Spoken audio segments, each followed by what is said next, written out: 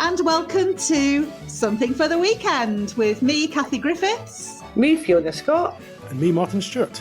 And it looks as though Ellis has started his weekend early because he's not here. So there we go. Just the three of us. Is that a song or is that just two of us? Oh, I don't know. Don't get me onto music. I'll talk about that later. But Nicola Sturgeon made a few announcements yesterday. Now, Tiggy. Yes, sorry. I know, it's either Malcolm or Tiggy making guest appearances. It's definitely Tiggy. Get them under control. She's spied something outside. She waits till I go on podcast on a Friday and then she starts barking. Bless her. She wants attention. That's what she's up to. A bit like Malcolm, eh? Malcolm. So listen, there were some announcements made yesterday. So what I'm wondering is, what can we do this weekend that we couldn't do last weekend? Okay, we're still all trying to get our heads around this a bit, but apparently in phase 2, you'll be able to meet outside with larger groups, including family and friends, as long as you're still doing your physical distancing. So that's nice. You can get together maybe for a distance barbecue, although looking outside today, I don't think it's barbecue weather. So we can also move about a bit more, but this is the difficult one. We've still been recommended to stay within 5 miles of our homes, but we can travel further if we're going to visit family. So I don't know what you guys make of that.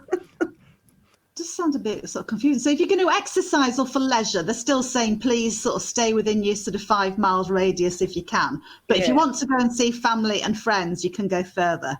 You can do that. And of course, people that live on their own can stay overnight with somebody, and I think single parents with children under a certain age can do that as well. I think there were quite a few changes as well made for people who are currently in isolation. They're freed up to go or to have visitors, and details are all on the Scottish Government website, of course. Thanks for that. Get it right, folks. You better double check on the government website. Don't take our word for it. Don't trust us. You can trust us. There is also a bit on the Oban Times website. Ellis has been on top of that, so you can look at the Oban Times website. But it's still, it's not all cut and dry. I think they're just trying to make sure that we still stay very cautious about the coronavirus, but for the sake of our mental health, we can do a little bit more than we did before. I think a lot of it comes down to sort of your common sense. People have kind of sort of, think about things carefully and clearly before they do anything. Because I've got to say, the other day, won't name the place, but in my local area, there was a camper van quite clearly parked up, setting out the camp. So they were clearly staying overnight. And the thing is, it was actually in the heart of a community. It wasn't out in the wilderness, away from people's homes. It was in the heart of a community. And I've got to say, hands up, I did struggle with that. I just felt a little bit put out, and I think that's how people are feeling. And personally, I've got a camper van. I love going off and camping up places. But at this time, I would not be driving into someone's community and setting up house and home for a night or 2 nights. I just wouldn't do it. But I think, it's going to come down to people actually making those decisions for themselves. And please think wider of the community and the places where you're going. We all want to keep our loved ones and everybody community safe. And I think we've really got to put that into the front of our brains, people. I was reading on one of the Lochaber websites last week, there was a family from Greenock came up to have a barbecue in just on their own, within their own family. And when they were challenged on it, they said, but there's no coronavirus up here. Well, we had a kind of similar experience last weekend. We were just a few miles from home. There were motorbikes heard in the background. We could hear these motorbikes for about 25 minutes solid. Now, I know for a fact there aren't that many people with motorbikes in Lochawe, but they certainly weren't adhering to the guidelines anyway. It's hard, but I think, people just have to think very carefully about others in this case. We all need to look after each other. Simple as that. Definitely, just stick as much as we can to the guidelines as they are just now, and we'll get out of this sooner, hopefully. Oh, I hope so. And Martin will get to go camping. I certainly will, yes. Finally. Were you a Boy Scout, Martin? I was not. I think that's why I like camping so much nowadays, is because I wasn't a scout. I never got to go camping as a kid, so I'm making up for it now. Well done. That is so true, because I was a Girl Guide and I went camping once with the guides, and it was horrendous. It was the worst experience I've ever had. It just put you off for life. It was, and I won't go camping now, so yeah. I went on a Girl Guides camp and took the hump because I was on toilet duty. I had to dig the hole under the toilet tent. Wasn't great. Well, to be honest, I didn't want to be explicit about it, but that was one of the things that put me off camping. Oh. I'm sure campsite toilets have improved since I was in the Guinness Guides, but I'm scarred for life. To be honest, I don't think they have.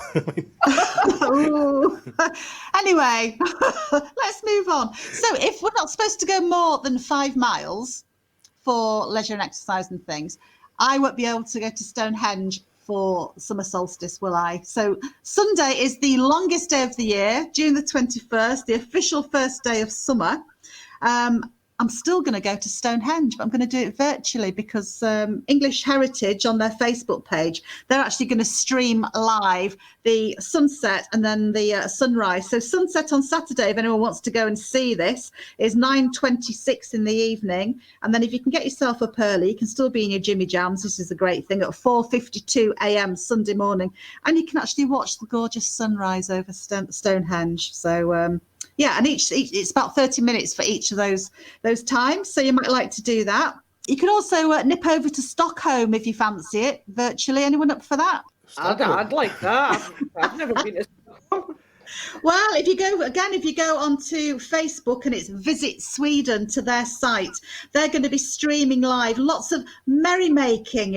I read about lots of merrymaking. It includes wreath making, strawberry cake eating, and pole dancing. But don't get too excited at pole dancing. I think we're talking lots of ribbons and bells and that kind of thing, rather than not lots of ribbons and not lots of much anything else either. So I'm making no comment. I blanked out after strawberry cake eating. Oh, I'd love a piece of cake right now, wouldn't you?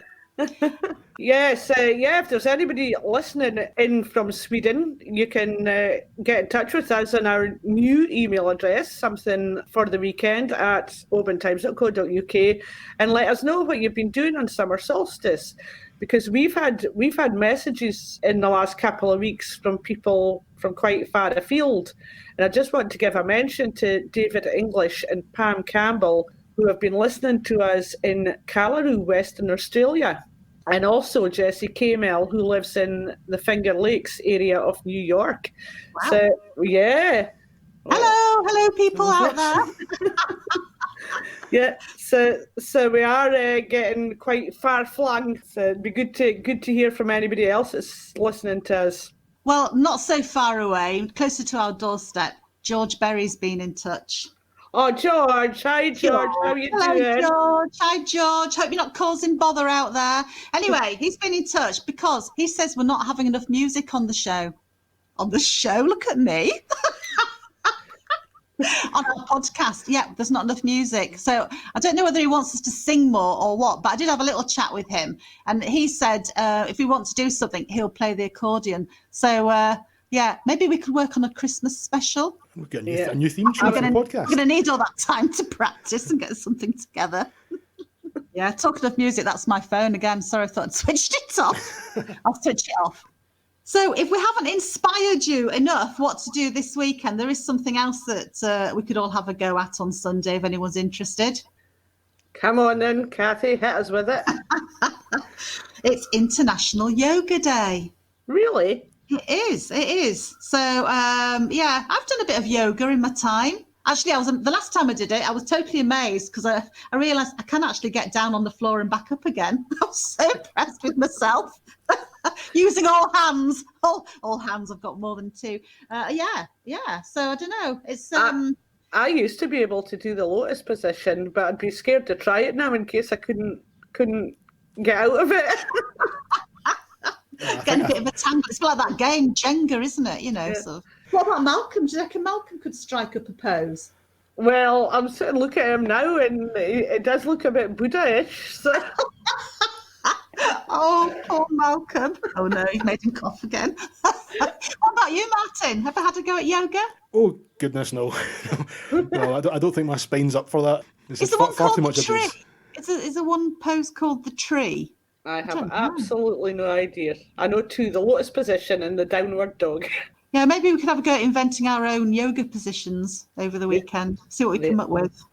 Maybe not. I can tell we're all enthusiastic about that one, but just didn't want the weekend to go. Didn't want you to miss out the fact it's International Yoga Day on Sunday. So there we go. So I wonder what Stevie's been up to on his holidays, because we heard from him and his daughter Megan last week, didn't we, on the podcast? So, they were under the eiderdown last week. They were, bless them. Oh, doesn't Megan sound lovely? I think she could be a future podcaster. I think we should have her on again sometime. In fact, talking of that, we're going to have them on right now because they left us another little snippet of dad and daughter conversation. So here we go. So here we are, another week. I'm still on holiday. I'm still with my daughter. I'm still under a duvet trying to make a recording sound like we're in the studio. Hi, Maggie. Hi, Dad. Yeah, we couldn't find anything more high-tech, so we're back here. It works. I mean, it works. Okay, so we did a few things last week about your suggestions from the youth perspective. From the youth. So, what other things have you got as ideas for this week? Ooh, had lots of new ideas this week. Depending on the weather, you could go on a socially distanced picnic with... How does that work? Done my research. So, obviously, according to lockdown rules, if you're meeting up with anyone, it's one household every other day, and you have to be 2 meters apart. And if you're having a picnic or barbecue, you have to bring your own food. So if you had one family that had their own food, like a picnic or a pizza or something, you had another family 2 meters away, could be having a picnic, a nice socially distanced one. I would advise wearing masks or some kind of face wear, but just if it's nice weather, have a good time and meet up some people. How do you eat if you're wearing a mask? Well, obviously you can lift it up a wee bit to eat, but you know, if you're just talking, I'd advise to wear a mask. And the same thing applies to if you're having a wee drink, or do you cut a hole in the mask? Oh no, yeah, definitely cut a hole in the mask. Another thing you could do is, well, I've been trying to do a bit of this. I don't know if I've been doing as much as I want, but working out, going on runs and bike rides, it really helps at the moment, because obviously mental health is a bit low at the moment, is if you go outside and you just get some fresh air. You can do this with family or friends, socially distanced. So bike rides, you can just go on a nice wee loop. Working out, there's definitely really good workouts at the moment because you can get your summer bodies and that, but don't feel pressured into doing that because you don't have to feel like you have to. I've certainly been not working out as much as I want to, but one last thing I would recommend is reading. Now, I've been doing a lot of reading at the moment because since you were about, 18 months it feels. You do like your books, don't you? I do. I mean, I don't... See, what happens with me, which is one of my downfalls, I find a series of books I like and I just read them, basically. But my sleep patterns are a bit off at the moment, so I've been reading a lot more than normal. So I've been reading good stuff like the Noughts and Crosses books. They're some of my favourite series of books, honestly. The Divergent series is also a really, really good series. And I just finished a book called American Royals, which is the story that instead of George Washington becoming the first president of the United States, he becomes the king and starts the monarchy of America. And it's a really interesting perspective on like the changing times and stuff, and it's really good. So yeah, that's my recommendations for the weekend. That's great, thank you. It's great to get another perspective. Not just because you're my daughter, but because, I know some stuff. You know some stuff. You know some stuff we don't. Now, when lockdown finishes, finally, and you guys get to go back to school. Yes. How do you think all this will have changed you? Well, I was actually talking to one of my friends about this, and she was talking about how she wouldn't take life for granted, which I think is a smart way to live. So, take more risks and stuff, in health precautions. But just, try to be a bit happy and don't be complaining about stuff. Just try to live in the moment and stuff. Well, Megan, thank you for contributing to something for the weekend and giving us oldies more of a youth perspective. Hope you've enjoyed gladly. it. I very much enjoyed it. I would love to come on here again. I bet you would. See you later. Bye. Thank you for that, Stevie and Megan. Can't wait to have Stevie back here next week. That'll be lovely to get all of the team back and get Ellis back as well. I wonder what he's up to. weekend. Don't say that when Martin's there, Kathy. We love having Martin. I'm on holiday next week. I don't mind. All right. All the merrier. What are you doing next weekend, Martin? Probably hiking or canoeing or something outside. Oh, so you're not going to feel snubbed or left out or anything? Not at all. You'll be like, oh, thank goodness. Thank goodness I don't have to speak to them again for a little while. But so have a great weekend, folks. Stay safe. Enjoy yourselves, but just think of yourselves and others. And let's look forward to when all this lockdown is finally over. But we're just going to have to be patient for a bit longer, aren't we? But here at the Oban Times, we're always wanting to hear from you. We're always happy to hear your stories and see your pictures. So keep in touch with us. You can contact us by giving us a call on 01631 568 000. You can email us at editor@obantimes.co.uk, or you can message us on Facebook. Of course, during the coronavirus take 5, during the coronavirus crisis. I shouldn't be laughing. I'm sorry, everybody. But during the crisis, all our stories are free to read on our OT website. You can also pick up copies of the OT in the supermarkets, petrol stations and newsagents. And you can subscribe for 3 months for just £4.80 to the full virtual digital page-turning edition of our paper as well. So enjoy, everybody. Have a great weekend. Stay safe. It's goodbye from me, Kathy Griffiths. Bye from me, Fiona Scott. And goodbye from me, Martin Stewart. Bye. Bye. Goodbye.